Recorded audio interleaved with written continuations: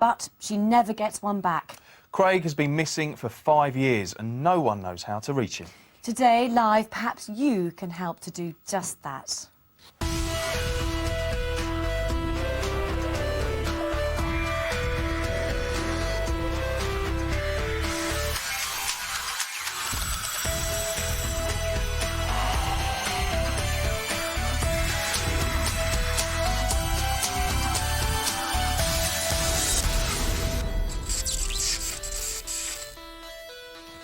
This is Missing Live, and we want your help to find some of the hundreds of thousands of people who've disappeared in the UK. The police and the charity Missing People are with us all morning and they're waiting to hear from you. The number to call is 0500 700 700. There's only 7 days left in the series and finding someone could just take one call from you. If you do get in touch, you could speak to somebody like Ruth from Missing People. Morning to you. Good morning. And you've got good news for us today, haven't you? Tell us. We've got fantastic news from the charity Missing People. Robin Saker, who's a 14-year-old, and Leanne Seychelles, a 13-year-old, who were missing from earlier this year, have both been found and safe and well. That is excellent news. It does seem the people who have been found since we've been on air, 9 now, a lot of them do seem to be teenage runaways. Why would that be? Well, we at Missing People, we're always working both adult and young people's cases. However, the amount of reports of missing people to the police every year, 2/3 are young people, so that could be something to do with it. And we're also, of course, still looking for Andrew Gosden, the 14-year-old from Doncaster, missing since last September. He is currently believed to be in London.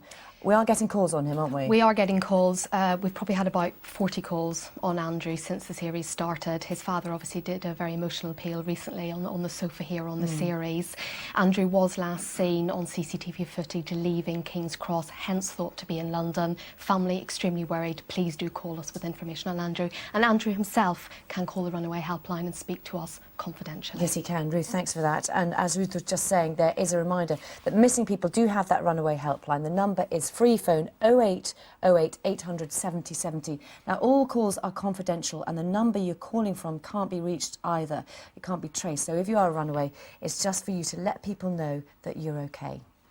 Later on today's programme, the extraordinary story of a man who thought he'd never see his wife and child again when he was forced to flee the war-torn Congo in Africa. They were reunited with the help of the British Red Cross. And joining us in the studio is one of their ambassadors, TV presenter Connie Huck. First, though, he told his mum he'd see her tomorrow, but tomorrow came and went and there was still no sign of Craig.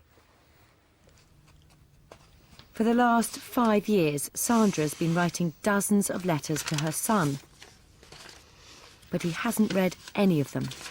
The last one I wrote him, my dear son Craig, what can I say to you that I've not already said 1,000 times over? Just that we miss you, as always. Told him that the full family will welcome him with open arms and we just wait for him to come back to us. And hopefully by next Christmas, they'll be sharing it with us again. Craig Hetherington's been missing since February 2003. He's now 28. The case continues to baffle his family and the police.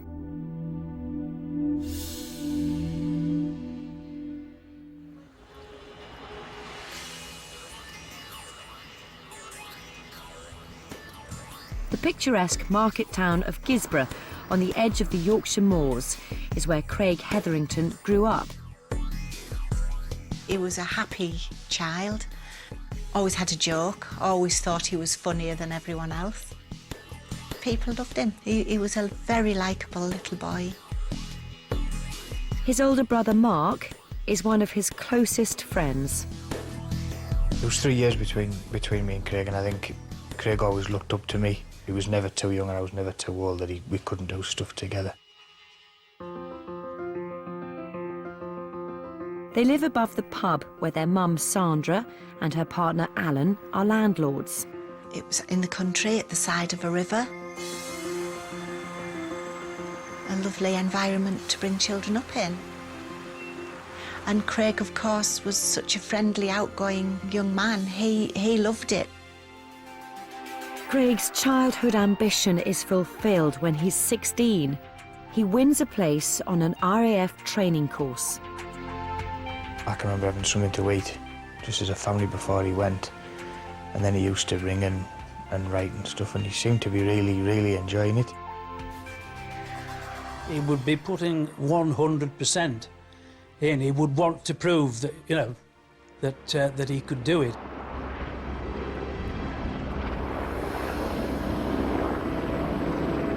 Just 4 weeks into the training, Craig has an accident. They did wait until his foot was healed and they took him back to do training and his foot broke again.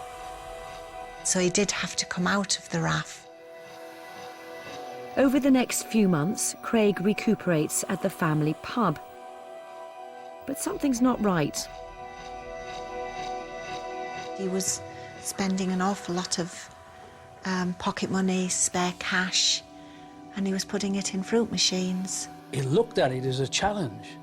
He wouldn't be convinced that you could not beat the system. It starts innocently enough, but it soon turns into an obsession.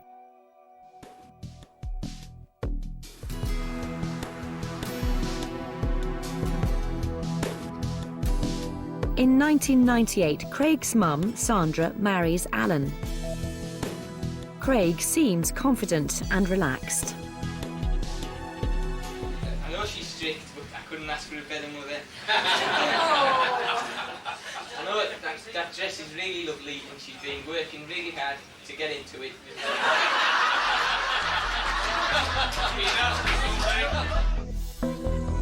But behind the scenes, it's a very different story.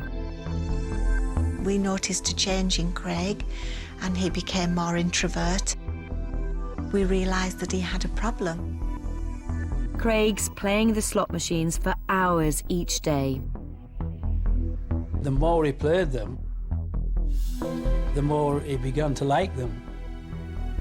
You just sort of, you tend to be a bit blind to it at first. But looking back on it, you can see, you know, the amount of time, and you can sort of see how addictions build up.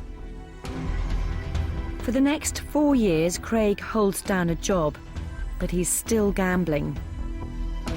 Craig's addiction just interfered with his working life. He wasn't returning back from lunch quick enough, and his mind then became obsessed with fruit machines. In 2002, Craig loses his job. He's 22.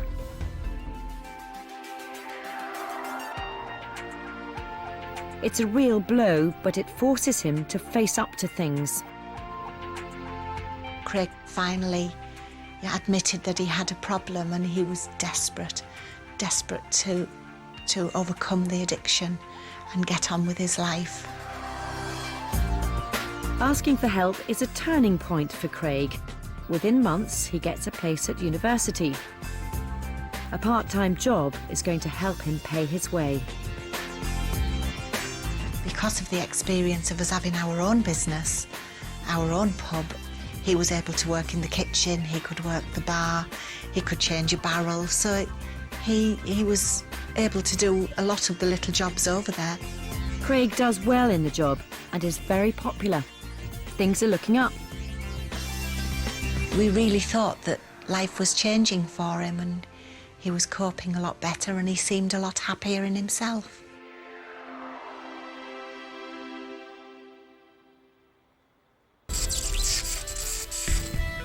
Still to come on Missing Live, a night out with friends ends as a major missing persons investigation.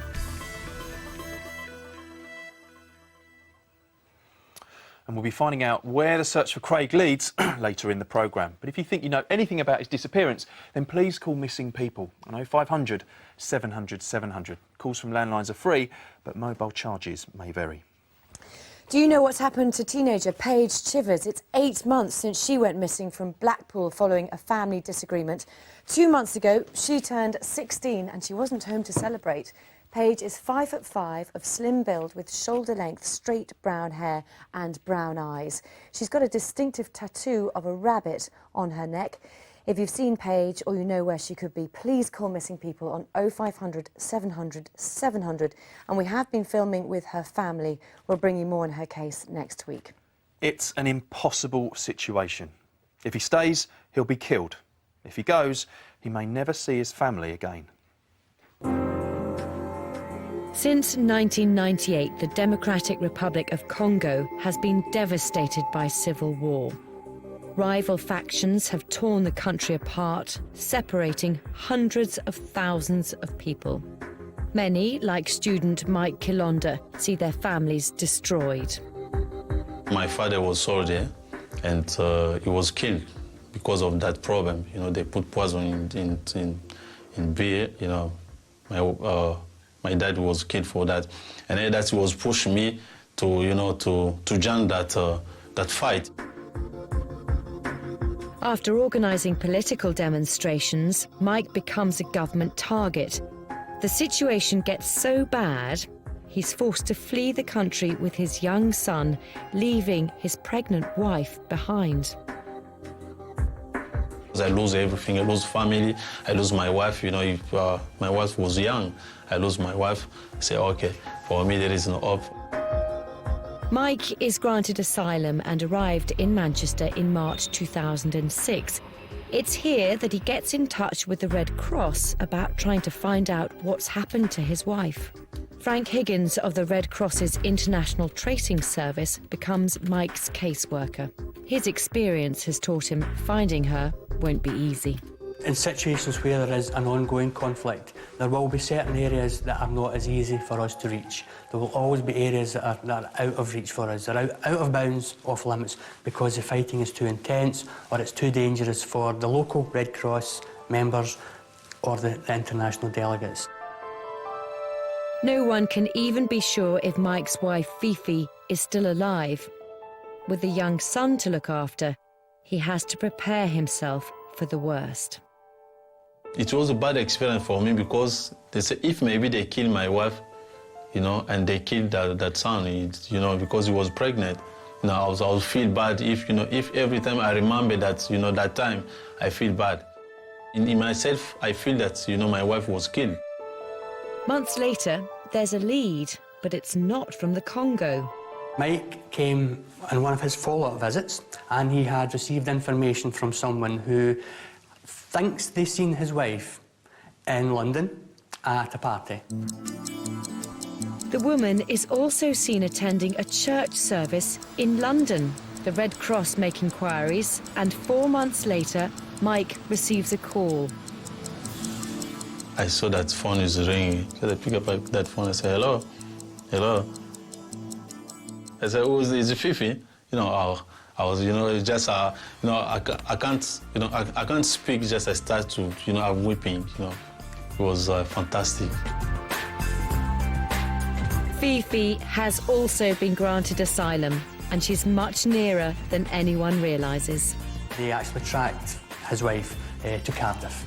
So she'd been in the UK for several months, and Mike had been in the UK for several months, and neither had known that the other one was alive, well, or in the UK. But Fifi isn't just alive and safe. She has some extra special news for Mike. I asked her first, you know, I asked her about pregnancy. I said, no, I've got a baby. The baby, what is his name? I say, Blessing. Ah, you know, it was now another hope for me. Mike's prayers are answered, and his family is reunited. He also gets to meet his young son, Blessing, for the very first time. I'm so proud to be with them, and I'm doing you know, my best to keep them, you know, to look after them. You right? Oh, there, good baby. You okay?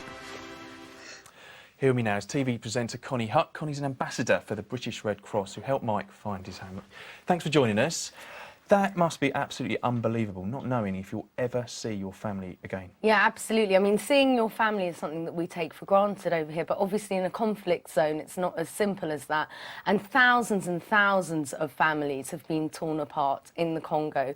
They've had a civil war for 10 years. Basically, there's 25 fighting factions. So it's a really desperate situation. And, you know, you can literally come home one day and your family are gone. I mean, can you imagine what that must be like? And not knowing whether they're alive, whether they're dead, whether you'll ever see them again. People can be separated for years and years and years before they're reunited, or sometimes never. And of course, Mike's story's not unique, is it? Because there's millions of families that have been separated from there, isn't it? Yeah, absolutely. I mean, Mike's story is very unique in that the chances of his wife having asylum and being in the same country as him, I mean, that is absolutely unbelievable. The Congo is actually the 3rd biggest country in Africa. So it's massive. And if you can think of the fact that during conflict, communications are very poor. And as it is, communications aren't up to the standards of, say, somewhere like over here. So if you lose a loved one, it's a desperate situation. You just don't know whether you'll ever find them again. So what can the Red Cross do then to help people like Mike in that situation? Well, basically, the Red Cross have got offices in every country that they operate in. And so Mike could go to his local Red Cross office here, and then they can communicate with the Red Cross office that's relevant in the Congo. And the good thing about the Red Cross is it doesn't matter what religion you are, it doesn't matter which side of a conflict you're on, they transcend all that. So they can sort of cross faction lines, fighting faction lines. And when you think that there's 25 over there in the Congo, I mean, that is a big deal. Really? That's a big number, isn't it? Yeah. I mean, I did work with the Red Cross in Angola, where they've had 30 years of civil war, and every single family has at least one person missing.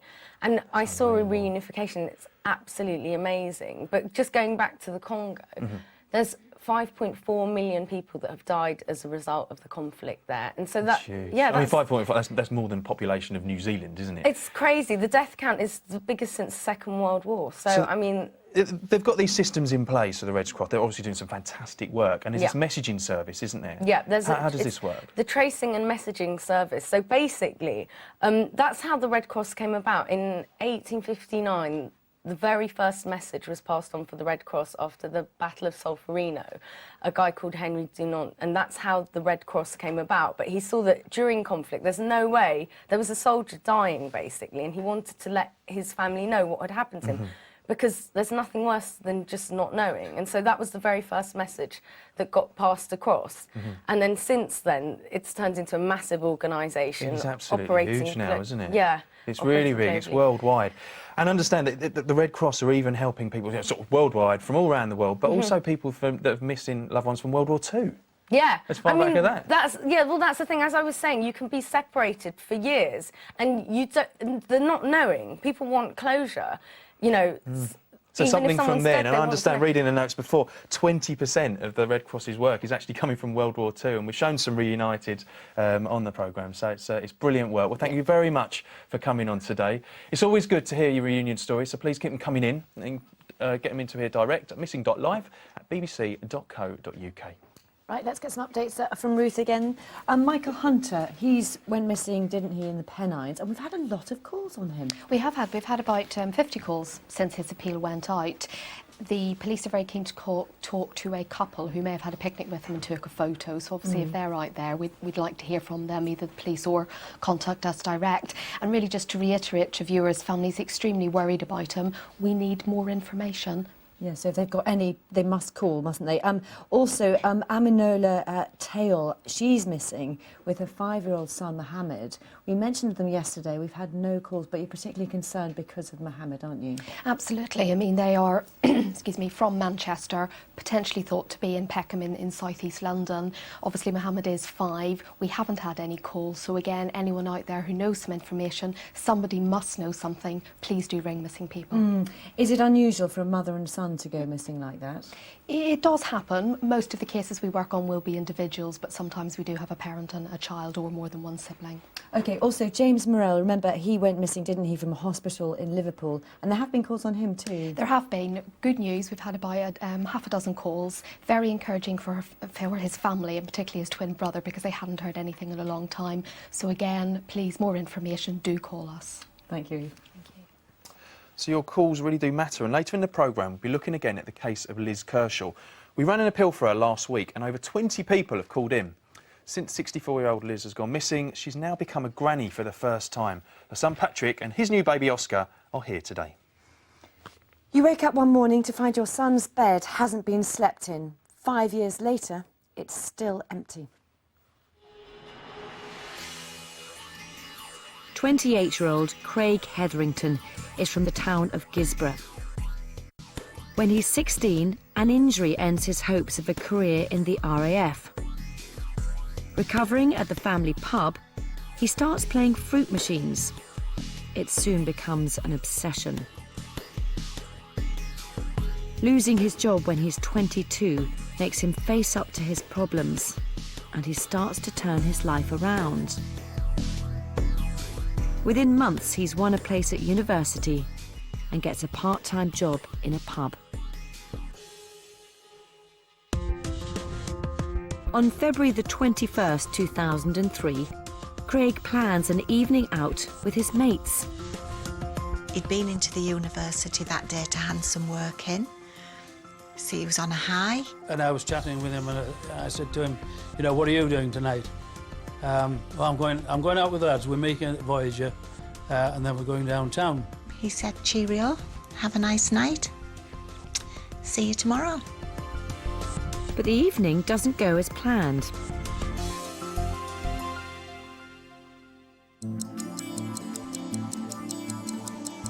We got up next day and I looked through the bedroom door and I thought, he's not been in bed. At first it didn't bother me because there were times when he had been out with these young lads. They'd stayed out, they'd gone back to one of their houses. By mid-morning, started to think, well, strange that he's not rang. At the end of the day, when there's still no word from Craig, his mum begins to panic. The Sunday and the Monday, we were absolutely in turmoil. On the Tuesday morning, I went to the police. No one has seen him for 3 days.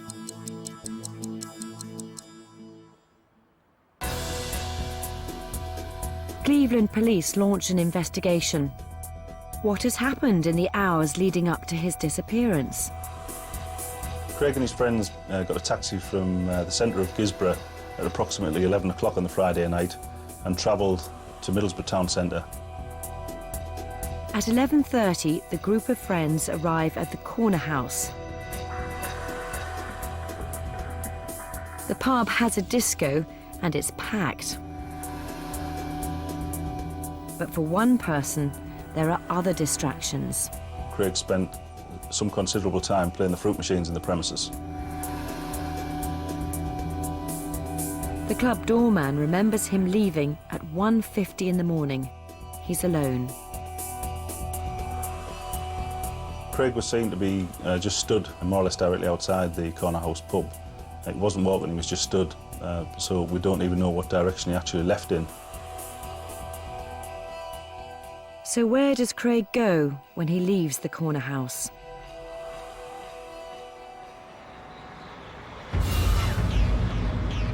The next day, teams of specialist officers are called in.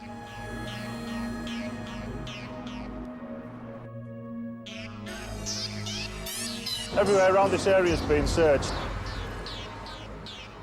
All the main streets as you go along, any alleys, to see if Craig had been laid injured anywhere over those 2 or 3 days initially after him being reported missing.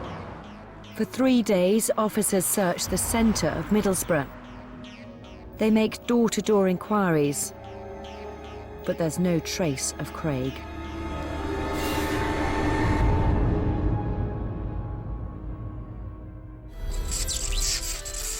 Still to come, there's news of a sighting over 100 miles away in Lancashire. A lady in Rochdale came forward, believing she had sighted Craig. In the search for her son, Craig's mum makes an agonising journey. They asked me would I be prepared to go with them to Rochdale and they would check this sighting out. Detective Sergeant Chris Pendleton joins me now. Chris, you've been working on Craig's case. We've just seen you focusing in Middlesbrough. Yeah. Why was that? Obviously, Craig was last seen at the Corner House public house in Middlesbrough on the early hours of the 22nd of February 2003. And because that was the last sighting of him, the focus of the investigation wanted to make sure that Craig wasn't laid injured anywhere in the town centre, so it was systematically searched by a specialist search team at the time to ensure he wasn't laid injured anywhere. Because that's not where he's from. He's from 20 miles Gisborne, yeah. outside. It's a very, very busy area at the time that he was out socialising, thousands and thousands of people. So did you do CCTV inquiries down there? Yeah, officers were tasked to review all the town centre CCTV for Middlesbrough at that time, and because of the quality of it at the time, they weren't particularly able to identify Craig at all from the general people walking around in that Middlesbrough area. OK. I mean, we're obviously talking about a massive job, taking CCTV and identifying one person from thousands and thousands of thousands. You say that it wasn't particularly good then. Has anything happened to the footage now to make it slightly better? Or no, is the footage you have is the footage you have. Right. You can't do anything with it. So it can't be enhanced or anything like that? OK. Now, Craig's case has been on here before, briefly, as a photo appeal, and have you had any leads from those? Yeah, we had 2 people came forward with information, and that is actually under investigation as we speak now. Brilliant. Well, we obviously hope they lead to something. Now, something interesting that we've seen is Sandra was actually taken to Rochdale by some of your officers. Is that what you'd ordinarily do, or is that unique to this case? It depends on the circumstances. In those, Craig, the fact that he was missing was advertised on milk cartons, and the person came forward to say that they perhaps had seen Craig, so the decision was taken to take Sandra across to Rochdale and obviously positively identify yes or no at the time, and unfortunately it wasn't Craig. No, that is unfortunate. So what have you found the biggest challenges in this case? The biggest thing in this case is the fact that there's been no information at all. Craig was last seen stood at the street corner and then he's disappeared. There's been nothing to suggest he may have been anywhere else, and that's very unusual. Normally you get little bits of information, but in this case nothing. So what next? Hopefully today somebody somewhere will have some information, and I would appeal that they come forward with it and to give some closure to Craig's family as to what's gone on. Of course, and that's what they want. Well, very best of luck with the appeal, and I really hope the calls come in. Thank you. Of course, if you know anything about where Craig could be, then please contact Missing People on 0500 700 700. Now, have you seen 46-year-old Paul Wakeman? He's been missing from Bridgnorth in Shropshire since January this year. He's 5'10", slim, with dark hair and brown eyes. He left home on the morning he disappeared wearing a blue-grey ski jacket, beige trousers and trainers. His family really want to know what's happened to him. If you can call, please do. Missing People 0500 700 700.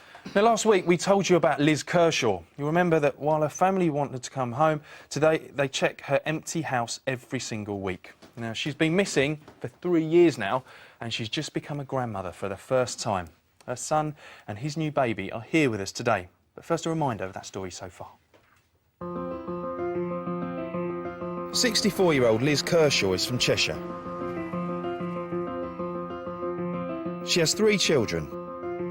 She lost her husband 8 years ago. After an accident at home, she starts getting headaches. She feels better in early 2005 and goes to Italy with her daughter. We went on holiday to Rome, which we'd booked, and it was a lovely time. And at one point in Rome, she couldn't eat her dinner, and she said, "Oh, I feel really sick," and she looked really low, and I said, "Have the headaches come back?" And she told me they'd come back, and that really crushed her. Knocked her for 6, it's like, what's happened, what have I done? And so I think her reaction to it was worse. In May 2005, Liz is admitted to a psychiatric unit in Warrington. She was really worked up, and I think more so than the first time, because it had come back totally unexpected and she couldn't see an end to it. Liz has been in there for 3 months. By August, she wants to leave, but the doctors don't think she's ready. She'd been in there quite a few months, and it was coming up to this bank holiday, and she did not want to be there. She wanted to come home. On the 26th of August 2005, Liz walks out of the hospital. The phone rang, and they said it was Hollands Park Hospital. Had I seen Sarah, as they called her, because that was her first name? Was she with me? And I said, no, what's happened? And they said, well, she hasn't been seen in the hospital since 1 o'clock.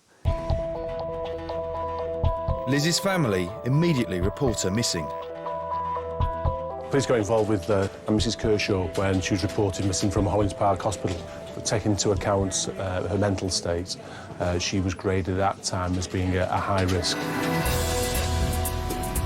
A team of officers go to the hospital to search the grounds, but there's no sign of Liz. Then it's discovered that her mobile phone is not in her room on the ward. If she's taken it with her, it's possible they can trace her through her calls.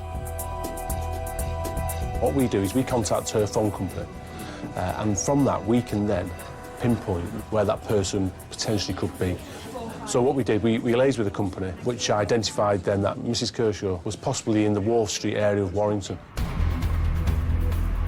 Wharf Street is less than 4 miles from the Hollands Park Hospital.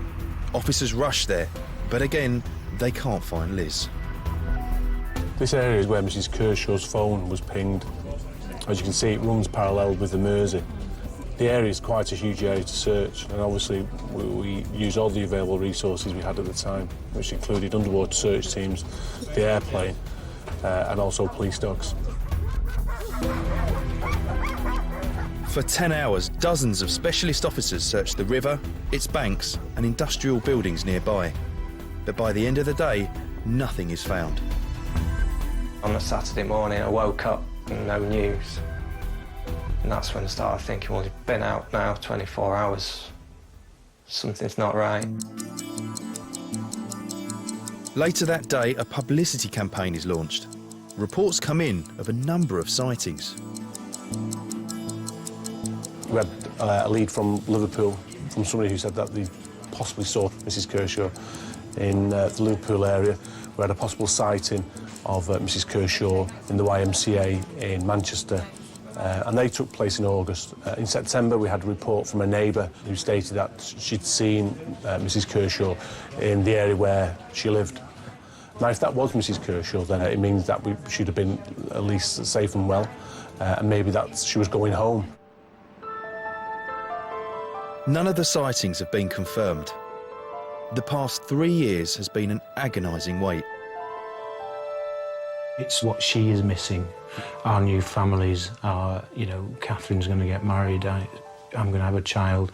It's the, you know, so frustrating that she can't be there to share that with us. We do miss her and we want her back. Well, Liz's son Patrick is here and he's brought her new grandson, Oscar. Thank you so much for bringing him here. OK. Tell us a little bit about him. Well, he was born on the 9th of April.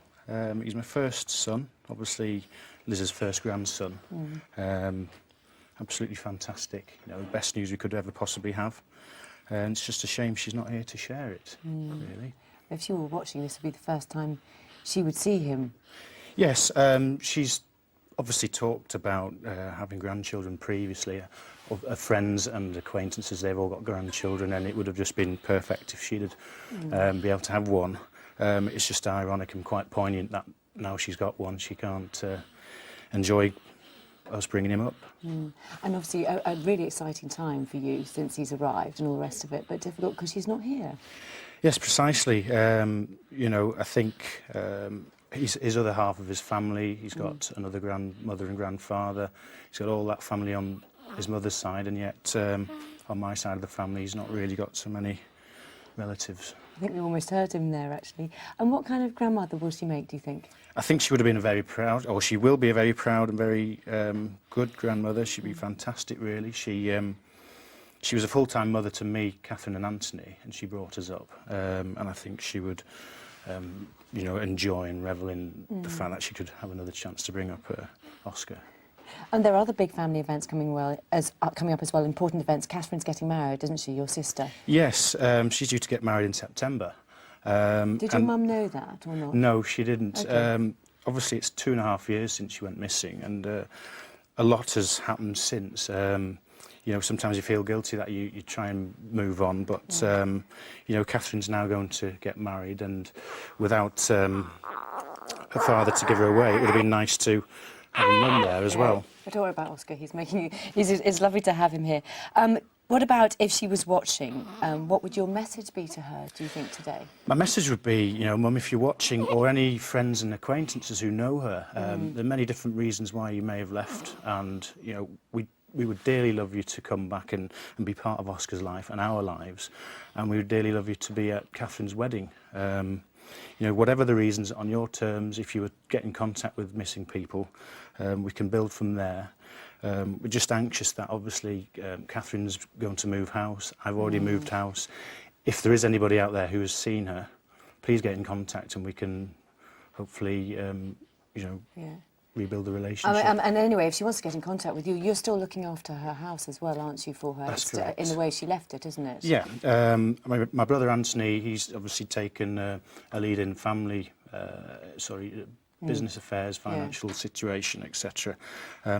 He opens it up on a weekly occurrence. As myself, I go to the house, and you know, it's quite a depressing time actually when you go into an empty house. It hasn't been changed for 2.5 years. Do you think you'll take Oscar in there, will you? Possibly. We've not broached that subject yet, but you know, you never know. I don't know what the long-term future is for the house, to be honest. Obviously, with Catherine selling hers and me having just sold mine, we'll get those out of the way first before we make any long-term plans. OK, well, hopefully, maybe she's watching us and she can see Oscar here, or maybe somebody who knows where she is as well is watching as well and can perhaps get in touch with her. Thank you very much, Patrick. OK, you're welcome. Thank you, Oscar, as well. If you know anything about where Liz could be, please let missing people know. Their number, again, is 0500 700 700. Please get in touch. Ruth, you've been busy all morning. Have you got anything new that's come in? Yes, we've got some good information about Gavin Wilson. Viewers may remember that it was February 2006 that he left his home in Scarborough. The appeal went out for him on Tuesday. There has been some sightings and information from that. Obviously, that's gone to the police.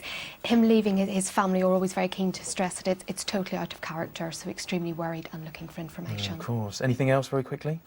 Some calls through on Craig Hetherington this morning. We'll obviously hopefully have more of an update on that tomorrow, but we'll get info over to the police ASAP. Brilliant. And I understand nothing's come in on KZiv yet, which is quite disappointing, but hopefully it will come in later on. Now, the number for missing people is on your screen now. Please get in touch with them if you can help with any of the cases on the programme. Back now to the disappearance of Craig Hetherington. There's a sighting 100 miles from where he lives. His mum wants to see for herself if it's him. Craig Hetherington is a popular 28-year-old from Gisborough. A gambling addiction damages his work and personal life, but at the age of 22, he decides to get help. He starts turning his life around and gets into university. On February the 21st, 2003, Craig goes out with friends in Middlesbrough. That evening, he plays the fruit machines and leaves the club after 1 a.m. When he doesn't go home, his mum reports him missing. Police search the town centre and interview everyone who knows Craig. Within weeks, a media campaign is launched appealing for information. Then, in June 2003, there's a lead in the investigation from Lancashire. A lady in Rochdale came forward believing she had sighted Craig. The police rang me. They said that it was a very good sighting and that they thought that it could possibly be him. And they asked me would I be prepared to go with them to Rochdale and they would check this sighting out. Sandra joins the police on the 100-mile journey to Lancashire. She waits in the car while the officers go into the house. Could the young man inside be Craig? They came out and they said, Sandra, would you like to come in? I'll never forget him. He hung over a banister at the top of this staircase. And he looked down the stairs and he said, I'm sorry, missus, I'm not your son. But we had to go.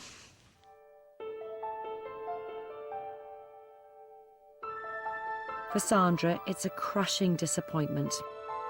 We had to sort of pick up from where we'd been and, you know, try and pull ourselves together and say, well, right, maybe next time.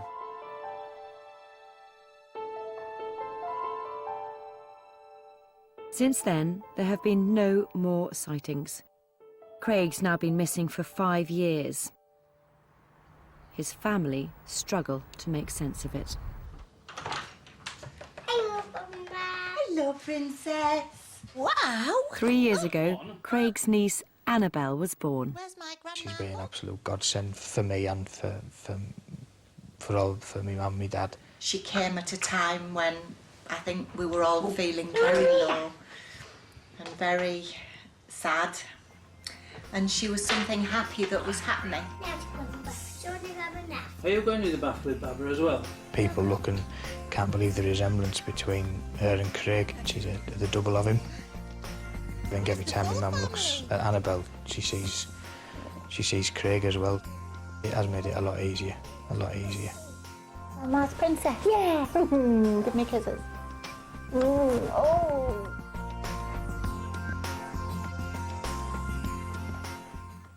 Someone, somewhere, must know something about where Craig is now. If you think you do, please call Missing People on 0500 700 700.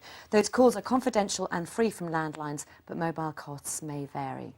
We're nearly out of time for today, but here are just some of the people we're hoping you can help find. Yes, 64-year-old Liz Kershaw, who may also be known as Sarah, she disappeared in August 2005 from Warrington in Cheshire. As we've just seen today, she has a new grandson her family want her to meet. Paige Chivers, who's 16, left her home in Blackpool last August and hasn't been seen since.